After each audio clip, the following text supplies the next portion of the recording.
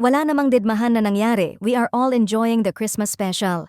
Catherine Bernardo, pinabulaanan ang isyong dinedma siya ni Daniel Padilla nilinaw ni Catherine Bernardo ang kumalat na intriga matapos mapansin ng netizens ang ilang eksena sa isang Christmas special kung saan umano'y tila may dedmahan na naganap sa pagitan nila ni Daniel Padilla.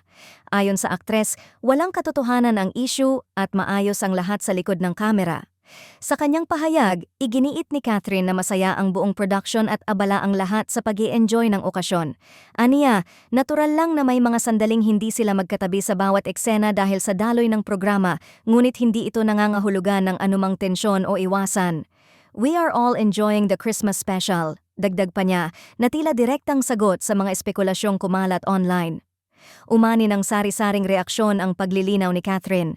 May mga fans na natuwa at huminga ng maluwag, sinasabing malinaw na overthinking lamang ng netizens ang mga kuhang video at larawan.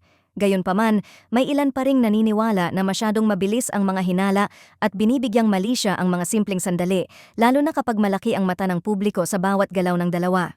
Ayon sa mga taga-suporta, madalas daw mangyari na ang ilang segundo ng video ay napuputol sa konteksto at agad nagiging basehan ng intriga.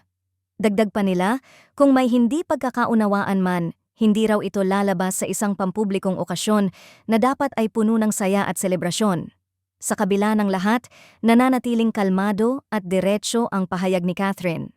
Isang malinaw na mensahe na walang dapat palakihin. Para sa marami, sapat na ang kanyang paglilinaw upang isara ang usapin at ibalik ang atensyon sa tunay na diwa ng Christmas special, kasiyahan, pagkakaisa at pasasalamat. Sa ngayon, tila malinaw ang panig ng aktres. Walang dedmahan, walang issue, puro saya lang.